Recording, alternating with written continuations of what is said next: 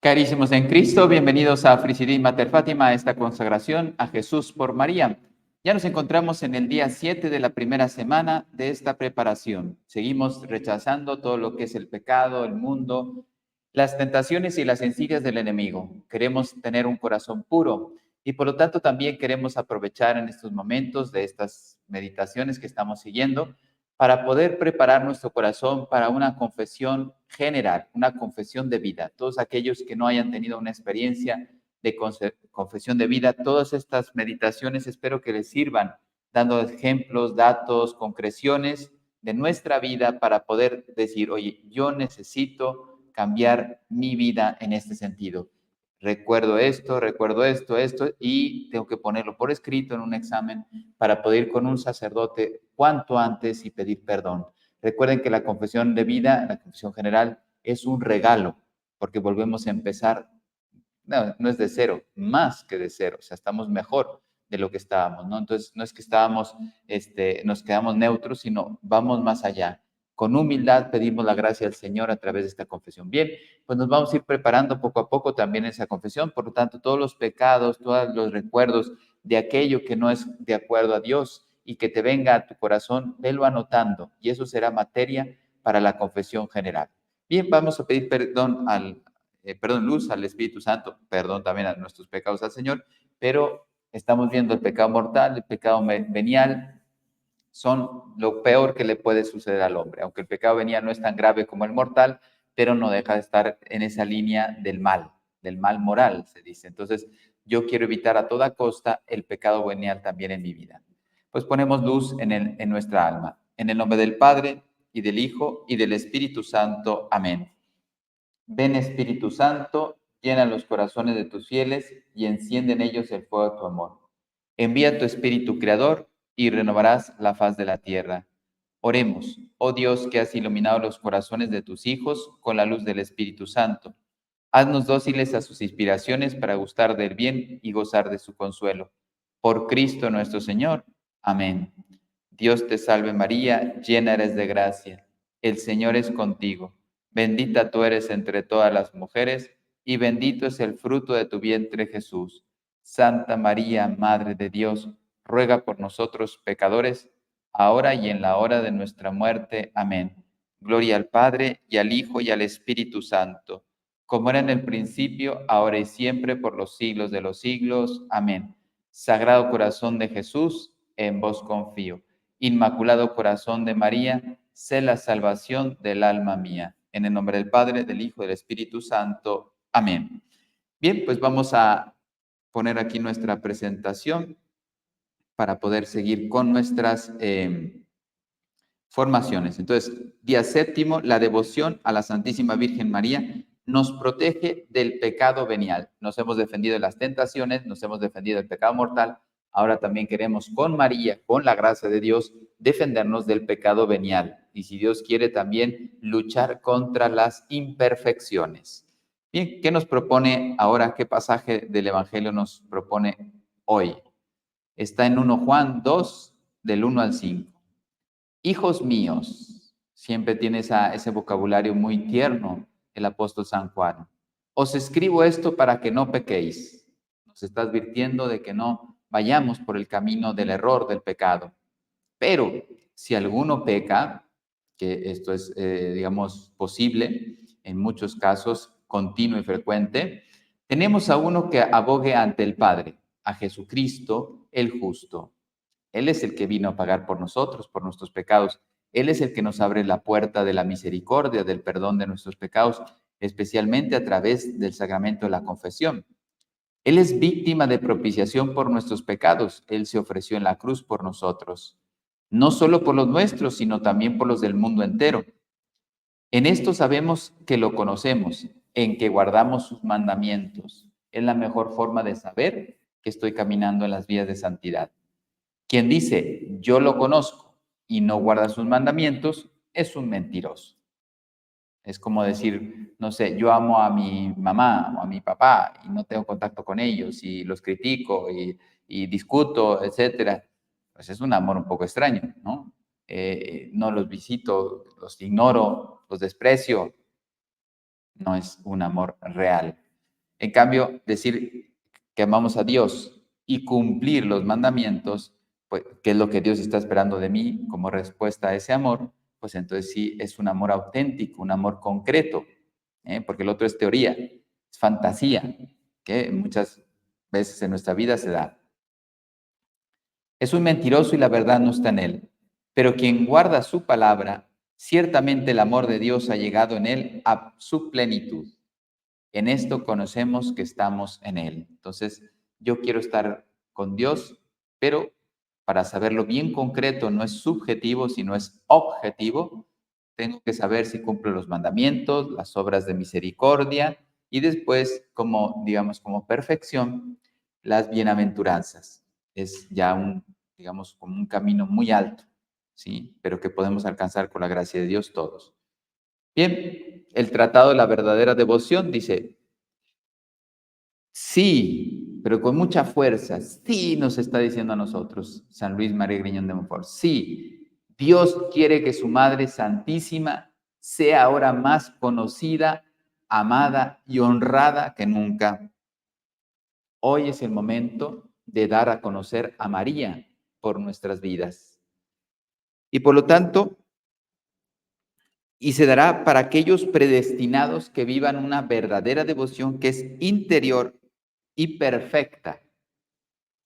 Si es interior, la verdadera devoción a María será perfecta, lógicamente en nuestra correspondencia. Verán claramente, cuanto la fe permite, a esta hermosa estrella del mar que nos acompaña en nuestro caminar.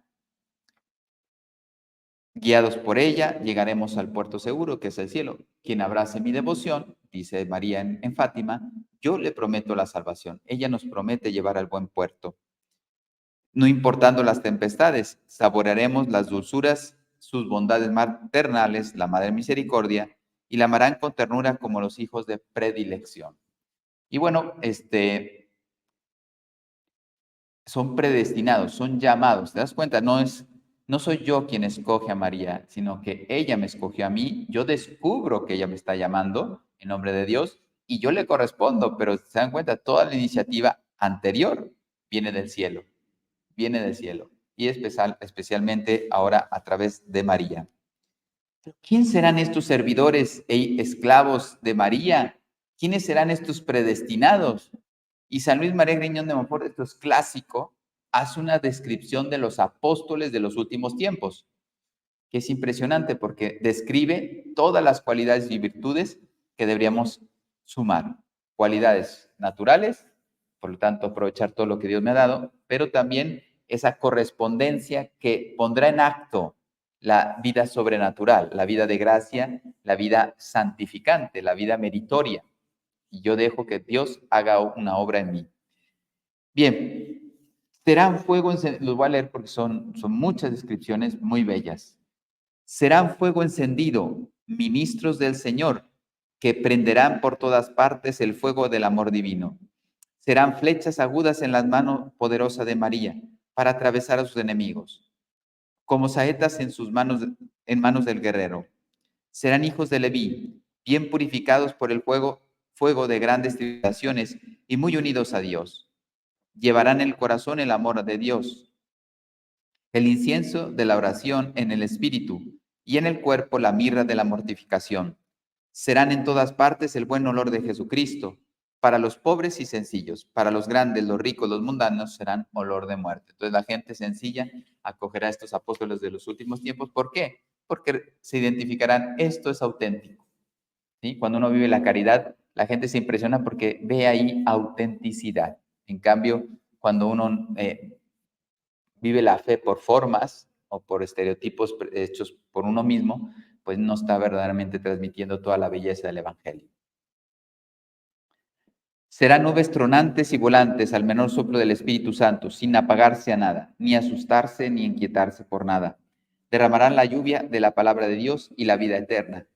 Tronarán contra el pecado y descargarán golpes contra el demonio y sus secuaces. Entonces, eso es lo que el San Luis María Griñón de Montfort espera. Y no ha terminado. Mañana terminamos con la descripción de los apóstoles de los últimos tiempos. Bien, vamos a pasar a otra diapositiva la gravedad del pecado venial. A veces decimos, bueno, como no es mortal, pues puedo hacerlo. Mientras no haga mortales, Padre, estamos bien porque estoy en gracia. No, quiere decir que no conoces la vida espiritual. El pecado venial, efectivamente, no es un pecado mortal, pero es la preparación, disposición y debilitamiento de tu voluntad suficiente para que cometas un pecado mortal. Es como quitarle las bases a un edificio. Pues yo las bases del edificio las quito y se me viene abajo. Después del pecado mortal, no hay nada más que debamos evitar con mucho cuidado el pecado venial.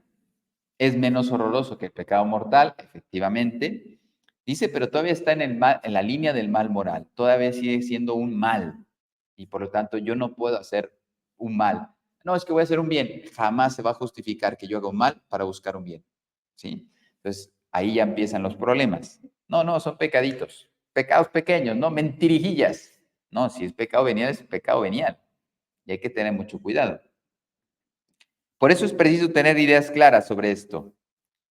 Y fomentar y concebir gran horror hacia el pecado venial, que también me ayude a evitarlo, y poner en práctica todos los medios que me eviten el caer en pecado venial. Algunos pecados veniales se pueden convertir en pecados mortales y aquí están las razones. Son 5 razones. Por su fin gravemente malo. Yo injurio a alguien levemente, hablo mal, lo denigro, ¿sí? Al prójimo con el fin de hacerle pronunciar una blasfemia. Entonces imagínate, y ese pecado repercute en mí porque yo estoy provocando eso. Yo estoy escandalizando a mi hermano. En cambio, si yo le llevara virtud de santidad, sería diverso.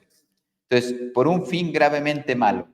Yo tengo un fin malo, aunque el medio no es gravísimo, pero esto puede llevar a un fin malo. ¿Sí? Y si yo tengo la intención de cometer un pecado grave, aunque no lo cometa materialmente, pero formalmente sí he cometido un pecado mortal y he perdido la gracia. Por peligro próximo de caer en pecado mortal si comete el venial. Es otra posibilidad, ¿sí? Por eso hay que evitarlo.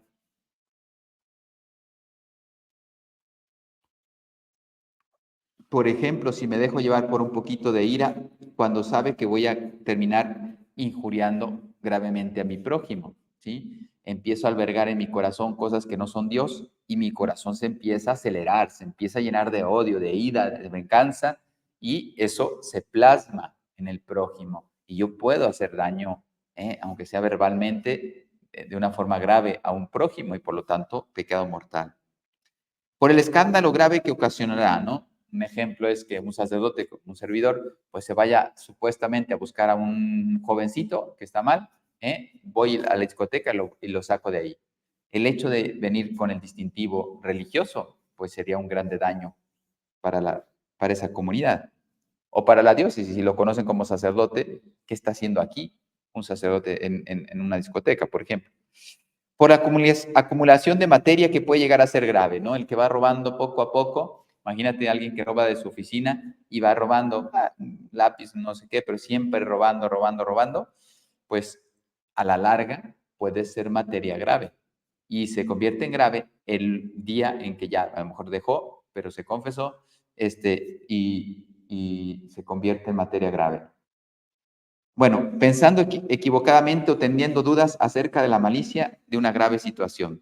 ¿Sí? Cuando uno, por ejemplo, está realizando un pecado venial, pero considera que es mortal y lo hace, para él es mortal. ¿Por qué?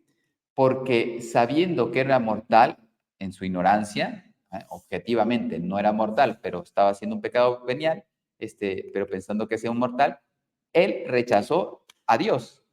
Y esa es la gravedad. Entonces, aunque materialmente no consumó nada gravísimo, pero para él es pecado mortal porque en su interior pensaba que era mortal y lo hizo a pesar de eso. Entonces, el rechazo a Dios es muy grave en ese sentido. También se puede dar pecado mortal cuando una acción permitida, lícita, pienso que es pecado. Y entonces también es mortal, porque aunque sea lícita objetivamente hablando, pero yo la estoy viendo como un pecado mortal. Y si la hago, pues la misma lógica. Mi corazón no está pegado a Dios y está dispuesto a traicionarlo. Y cuando una persona duda si una acción es buena o no, no debería actuar, a menos de que sea urgente, pero no debería actuar sino pidiendo consejo a las personas. Pero si no pide consejo y obra erróneamente, pues puede caer en un pecado mortal. Hay dos tipos de pecados veniales, ¿no? Los que uno cae por fragilidad y los que uno cae por, digamos, malicia. Entonces, los que uno cae por debilidad, paciencia, ¿no? Estaba en adoración y me quedé dormido. Estaba en misa y por el cansancio me dormí, ¿no? O un día me levanté más tarde por cansancio, no por pereza, etcétera, y fallé en la reunión de no sé cuánto, entonces fallé a mis compromisos, ¿no? De laborales. Pues es un pecado venial, ¿sí? Pero resulta que yo no tenía la intención, no tenía la intención de hacer daño, ¿sí? Entonces, si tienes, pecados veniales de fragilidad y pecados veniales ya, digamos, con conocimiento. No sé, está prohibido que yo llegue tarde a la misa porque puede ser un pecado mortal y resulta que juego con el tiempo y llego justito apenas empezando y bueno, escucho misa, la participo con ellos, con el celebrante, pero he hecho un mal, estoy haciendo un mal porque lo hice aposta. Pude haber salido 10 minutos antes, pero no, me puse a contestar mensajes o hice la última limpieza de casa y no sé qué, y llegué tarde a misa, ¿no? Y eso no es bueno. Efectos del pecado venial. Pues imagínense, en esta vida y en la otra. Entonces hay 6 efectos, 4 en esta vida y 2 en la otra. En esta vida nos priman de muchas gracias actuales, ¿sí? Que son luz de la eternidad. O sea, son gracias que continuamente me da Dios para que yo pueda obrar, actuar. Y si yo voy rechazando esas gracias con mi pecado venial, Dios deja de enviarlas. Esto es fuerte. Disminuye el fervor de la caridad y la generosidad en el servicio de los demás, porque claro, uno empieza a pensar más en sí mismo y por lo tanto ya no está pensando en los demás. Aumenta las dificultades para el servicio de la virtud. O sea, ya privado de las gracias actuales, necesitaría mucho fervor, o sea, un trabajo ingente para salir adelante de ese problema. ¿Sí? Predispone para el pecado mortal. Claro, si yo estoy cometiendo pecados veniales, pues me está digamos, me abre el campo para hacer ese pecado mortal. Y en la otra vida, pues podemos ver el purgatorio y el cielo. El purgatorio nos va a dar mucha tristeza porque todo pecado que yo haga tiene como dos componentes, la culpa y el reato de pena, o sea, el castigo que se merece, ¿no? Entonces, la culpa puede ser que yo ya la di perdón en la confesión, ¿sí? Y Dios me perdona todo. Pero después viene la pena. Yo tengo que reparar con ayunos, penitencias, etcétera, luchando contra los ataques del enemigo, pero tengo que reparar. Entonces, si no pago esta pena, que podría purificarla aquí, pues tendré que pagarla en algún lugar. Y ahí está el purgatorio, la existencia del purgatorio. Dios no puede renunciar porque, no, yo quiero hablar de la misericordia de Dios. Ahora es el tiempo de la misericordia, pero llegará un momento en que también brillará su justicia, ¿sí? Y Él es tan justo como misericordioso. Entonces, que no nos haga pasar un mal rato en el purgatorio sufriendo. San Agustín y Santo Tomás de Aquino tienen definiciones muy fuertes del purgatorio, o sea, que es como el infierno, para que te imagines el dolor, solo que estás en una dulce espera, porque sabes que estás salvado. ¿Cuánto te va a tardar? Pues 300 años, 100 años, un año, 2 meses, depende de lo que hayas hecho y depende de lo que Dios te quiera pedir, ¿no?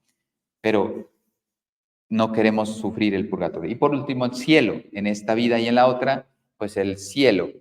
Qué tristeza nos va a dar que porque por causa de pecados veniales yo no alcancé la santidad a la cual Dios me había llamado. ¿Sí? ¿Y por qué? Porque yo me estuve buscando a mí mismo en muchos momentos y pues lógicamente eso no me ayudó. Medios para combatir el pecado mortal. Hay que tener un grande horror hacia él, porque es un grave error. Mantenernos con el examen de conciencia. Es muy importante hacer el examen de conciencia, al menos los laicos una vez al día. Los religiosos hacemos al menos 2 veces al día y en algunos campos 3, ¿sí? 3 veces al día uno se está analizando delante de Dios para ver cómo va su vida. El examen de conciencia, por lo tanto, el espíritu de sacrificio y oración. Necesitamos orar, necesitamos prepararnos, purificarnos a través de la oración. La gracia santificante, los sacramentos también son muy importantes, son más importantes que la oración. El recogimiento exterior e interior, el silencio, para que el corazón esté libre y pueda explayarse con Dios. Y cuando uno se enamora de Dios ya no quiere nada más. También los santos, cómo han tenido que luchar para vencerse a sí mismos y poder alcanzar la santidad. Los santos son un ejemplo muy elocuente de lo que Dios está esperando en nosotros. Por eso no es fácil la lucha en la cual nos hemos involucrado, pero nadie nos prometió otra cosa. Cristo dijo, quien quiera seguirme, que tome su cruz y me siga. Por lo tanto, estamos siguiendo a un Cristo crucificado, pero también un Cristo resucitado. Mi calvario, digamos, mi sufrimiento en mi vida no se compara con lo que Dios me va a dar en la eternidad. Y por último, pues la frase santos, San Bernardo de Claraval nos dice, si se levanta la tempestad de las tentaciones, si caes en el escollo de las tristezas, eleva tus ojos a la estrella del mar, invoca a María, porque ella es la que te va a acompañar, te va a auxiliar, te va a dar todo lo que necesitas. Bueno, pues vamos a darles la bendición para que mañana podamos continuar con estas pequeñas meditaciones. El Señor esté con ustedes y con tu espíritu. La bendición de Dios Todopoderoso, Padre, Hijo y Espíritu Santo, descienda sobre ustedes y permanezca para siempre. Amén. Que Dios les bendiga. Gracias.